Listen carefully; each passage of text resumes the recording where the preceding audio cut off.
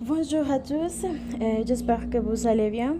Aujourd'hui, je vais présenter une œuvre qui s'appelle L'Avare. Bien. Cette pièce de théâtre écrite par Molière, c'est une comédie emblématique du XVIIe siècle qui explore avec finesse les thèmes de l'avarice, de l'obsession et de relations familiales. Bien, avant de commencer, je veux parler un peu de Molière. Molière, de son prénom Jean-Baptiste Poquelin, était un dramaturge, comédien et chef de troupe français du XVIIe siècle. Né le 15 janvier 1622 à Paris, il est célèbre pour ses nombreuses comédies satiriques et farces, dont les plus connues sont L'Avare, Tartuffe et Le Misanthrope. Molière a fondé la troupe de théâtre Illustre Théâtre en 1643, qui a ensuite été rebaptisée troupe de Monsieur, puis troupe du Roi, malgré les controverses et les critiques. Ces œuvres sont aujourd'hui considérées comme des classiques de la littérature française.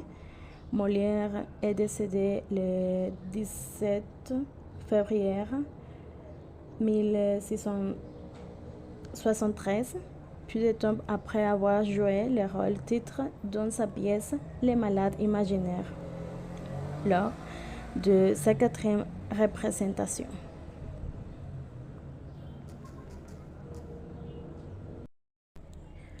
Molière a puisé son inspiration pour l'Avare en révisant la comédie de Flotte, L'Olularia. L'histoire met en scène Éclion, un homme ayant découvert une marmite pleine d'or dans sa cheminée.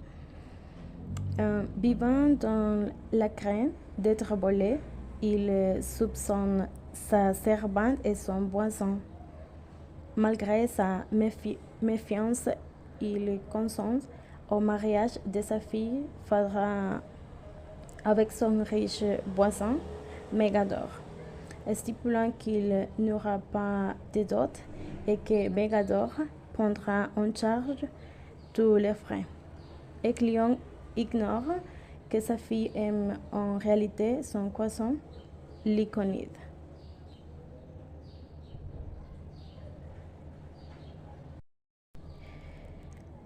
Les emprunts de Molière à l'Olularia de Flotte sont nombreux, notamment en ce qui concerne la méfiance, les quiproquos et les thèmes de l'avarice.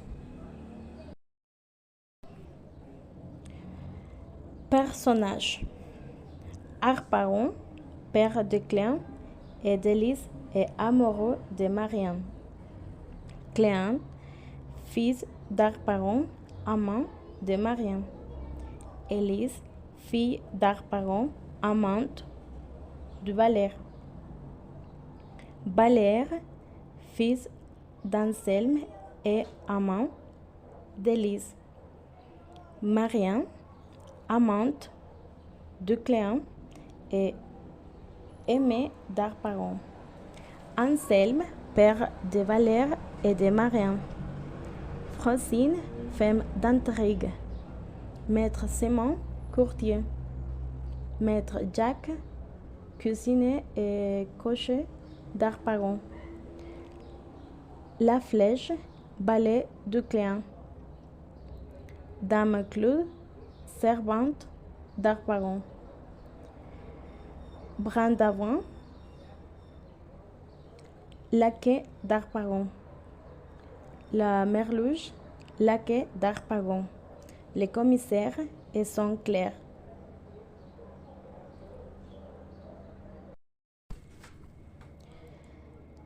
Acte 1. 3 projets de mariage. Dans le premier acte, nous assistons à la présentation des différents projets de mariage. chez Harpagon.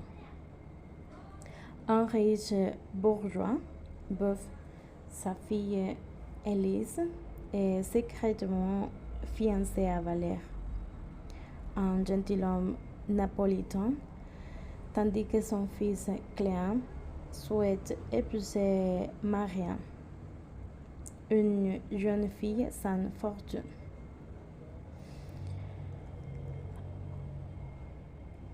Tous deux réduits l'opposition de leur père, connu par sa tyrannie et son avarie.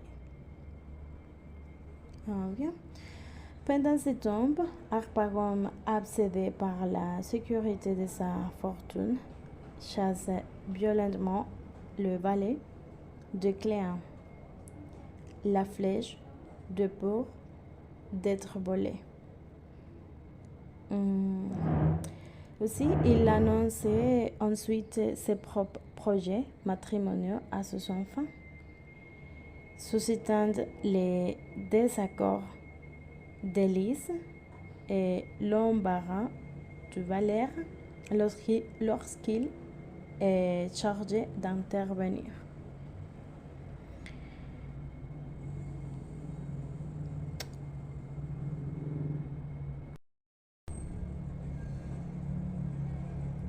Acte 2.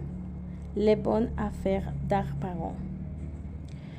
Dans le deuxième acte, Clément se trouve confronté à des conditions de prêt injustes alors qu'il cherche à emprunter 15 000 francs.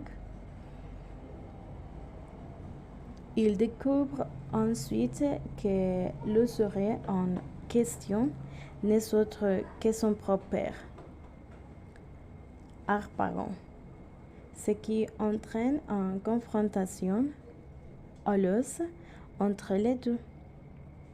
Pendant ce temps, Frosine, chargée par Harpagon de négocier son mariage avec Marianne, lui annonce que la mère de la jeune fille a donné son accord. Mais Harpagon reste préoccupé par l'absence de dot. Malgré les tentatives de Frosine pour les convaincre que l'économie d'une jeune fille pauvre est son avantage, Harpagon refuse de céder et refuse également de lui donner de l'argent.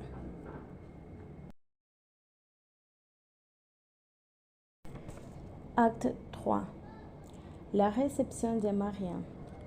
Harpagon, devant organiser un dîner pour Marianne, insiste auprès de ses domestiques pour limiter les dépendances au maximum. Et Valère se joint à lui pour prêcher l'économie à cuisiner Maître Jacques. Une querelle éclate entre ces dîners et l'intendant, aboutissant à des écoupes de bâtons et des menaces de vengeance. Pendant ce temps, Marianne, conduite par Frosine, arrive visiblement nerveuse. L'apparence d'Harpagon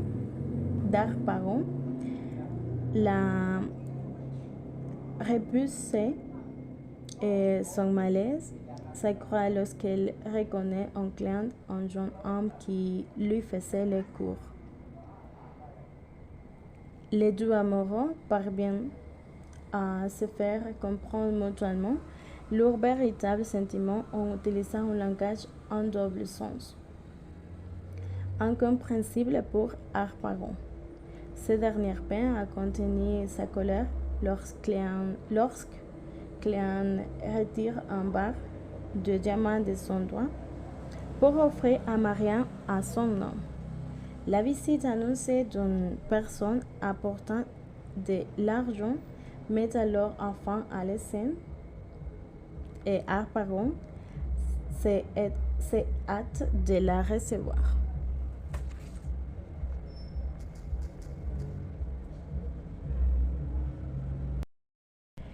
Acte 4. Rupture entre père et fils. Alors, que Francine expose à Cléante Marianne un plan pour dissuader Harpagon de son projet de mariage. Ce dernier les surprend en train d'embrasser sur Conan une machination. Ils font d'aborder l'idée d'épouser la jeune fille pour épouser Cléante à lui révéler ses vrais sentiments. Cléante tombe dans la piège et avoue son amour pour Marianne. Furieux, Harpagon menace de frapper son fils. Maître Jacques intervient pour réconcilier les deux, faisant croire à chacune que l'autre renonce à Marianne. Les malentendus éclatent après son départ, et la dispute entre Cléante et Harpagon reprend avec les plus virulences. Harpagon finit par chasser son fils après l'avoir déshérité et maudit. La flèche apparaît alors avec la cassette d'Harpagon qu'il a dérobée. Harpagon découvre le vol, exprimant dans un monologue comique et sa panique, sa fureur et sa soif de vengeance.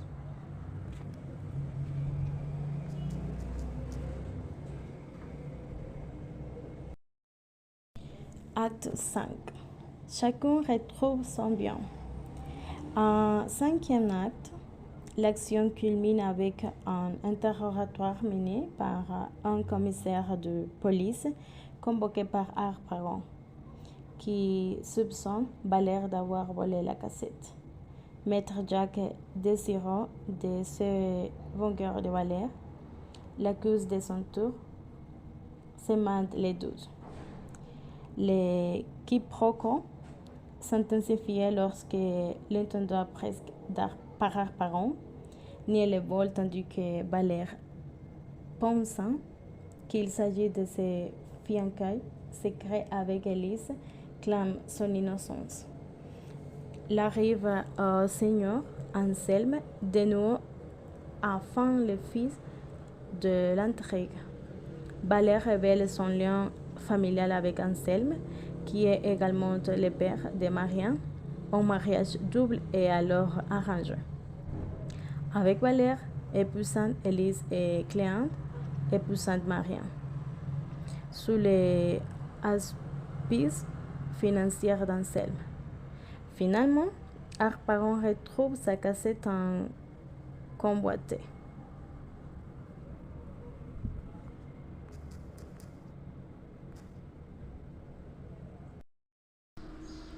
Enfin, l'acte que j'ai aimé, j'ai choisi l'acte 4 car c'est à ce moment que les tensions entre Harpagon et son fils, Cléant, atteignent leur point culminant, marquant une rupture significative dans leur relation.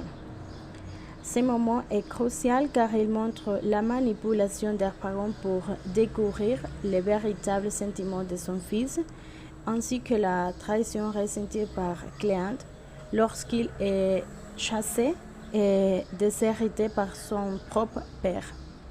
La scène met en lumière le thème de la cupidité, de la manipulation et des relations familiales conflictuelles, créant ainsi une tension dramatique intense.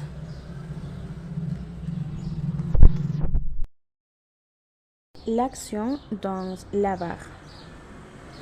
Trois problèmes semblent donc solliciter le spectateur. Et lui s'épuisera-t-il Valère? Est-ce Cléante ou Harpagon qui obtiendra la main de Marianne? Les trésors de l'avare sera-t-il dérobé? Enfin, ces dispersions de l'action n'est que apparente, car elles sortent et Élise passe très vite le second plan. Il y a donc dans l'avare une intrigue cohérente dont la progression aboutit à un dénouement logique comme Harpagon préféra-t-il Marianne à sa cassette. On pourrait même imaginer un Cléante exigeant et son père qu'il s'accorde à balayer les mains d'Élise s'il veut rentrer en possession de son trésor. Pourquoi Molière a-t-il alors fait intervenir au dénouement romanesque qui enlève à Cléante une part de sa victoire? Car il est bien évident que tout va s'arranger de le moment où Anselme reconnaît ses propres enfants, dont Valère et Marianne. Ces conclusions forcées d'aventure et imbressables et n'est déplacée dans le doute par ou spectateur au XVIIe siècle. Et son caractère artificiel n'est critique à partir du XVIIe siècle. Et tel dénouement que Molière avait déjà utilisé dans École de Femmes reste dans la tradition de la comédie latine et de la comédie italienne. Dans l'allégresse générale qui est de la règle à la fin d'une comédie, chacun trouve le bonheur auquel il a droit, a compris Harpagon qui retrouve sa chère cassette.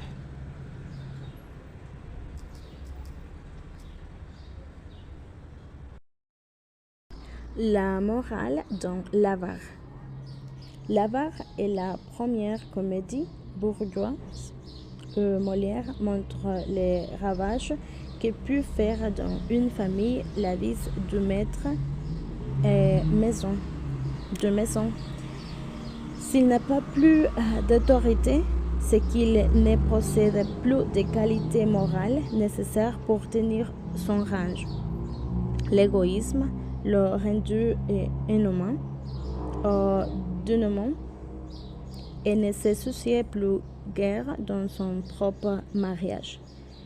Il est débarrassé de ses enfants sans qu'il lui en coûte rien. Il restera seul avec sa chère cassette. Loin d'avoir tiré la leçon de ces événements, il reste dominé par son vice incorrigible et inconscience. Selon une anecdote connue en Avare, ayant assisté à la comédie, fut du tout heureux d'y trouver d'utiles leçons d'économie. Cette histoire réelle ou imaginée ne contredit pas les intentions de Molière, qui semble ici comme ailleurs plus optimiste sur la possibilité de corriger certains vices lorsqu'ils sont profondément faussés l'équilibre de la nature humaine. La comédie de Molière ne s'interdit pas de provoquer un rire gris quand s'exprime le dégoût pour la vie montrant la manière comique et le style, et la manière caricaturale dont Molière a conçu son Harpagon, l'en train de multiplier les procédés comiques parfois faciles mais toujours efficaces. Et quand un style de l'Avare, il a été plus tard critiqué pour ses négligences par les amateurs de beau langage pour Fénelon. Il ne fut cependant pas en conclure que le public de 1668 est aussi un peu but de la comédie parce qu'il était non en vers, mais en prose. Molière avait lui-même déjà usé de cette liberté dans les précieuses ridicules et dans son genre. D'autre part, le quelques vers blancs qu'on relève ici, comme dans toutes les comédies en prose, et Molière ne prouve pas qu'il avait déjà rédigé certaines scènes en alexandrin. Pourquoi n'est pas pensé plutôt qu'un écrivain habitué à la poésie retrouve parfois spontanément dans la prose et les rythmes d'Hubert. Enfin, la prose de Labarre apparaît aujourd'hui comme étonnante de vie et de mouvement, malgré quelques imperfections de dialogues, surtout dans les scènes où paraît Harpagon autant prometteur et spontané.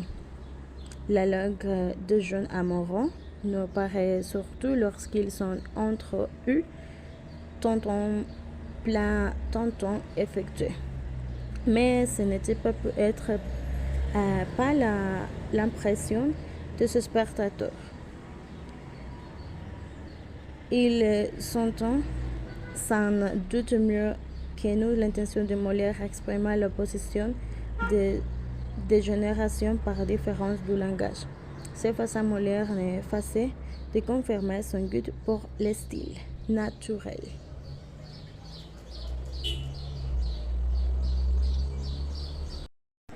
Les caractères dans l'avare. L'intrigue de l'avare est donc solidement construite. Il n'en est pas moins vrai qu'elle a été d'abord conçue pour mettre en relief les personnages d'Harpagon. Sur ce point aussi, la création de Molière a été discutée. Harpagon reste l'avare traditionnel comme les éclons et deux flots et comme l'avare de la fable.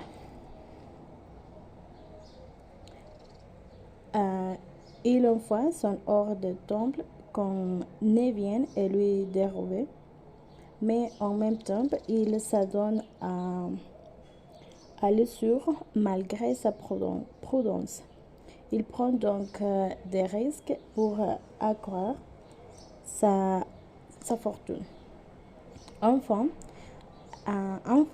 Harpagon est amoureux, ce qui semble mal s'accorder avec la méfiance et l'égoïsme propre à l'avarice. Ces trois aspects, Harpagon sont-ils compatibles? Si Molière était contente à juxtaposer à un seul personnage, trois types conventionnels de la comédie, les thésauresseurs, l'usurier et le vieillard amoureux, son Harpagon aurait manque de cohérence. Mais son invention est infiniment plus habile. L'obsession de or reste au sein de Molière le trait fondamental de l'avarice. Et le désespoir, Harpagon privé de sa cassette, confine à la folie. En face d'un personnage aussi si puissant qu'un cul, les autres ont moins de relief. Les couples amoureux, Valère Élise et Cléante Marine,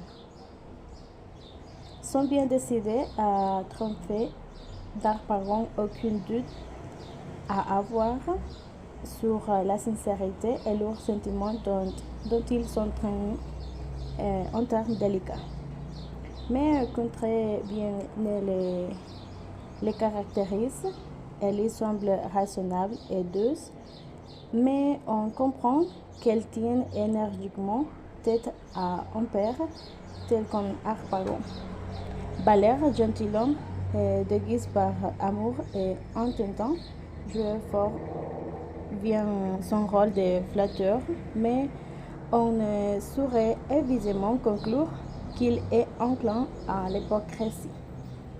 Et quand la révolte décline, elle est, on l'a vu, au centre de l'action. Ici encore, c'est l'influence d'Harpagon qui détermine les personnages beaucoup plus son propre caractère. Chez Marianne, jeune fille raisonnable, elle aussi l'amour est plus indécise et timide.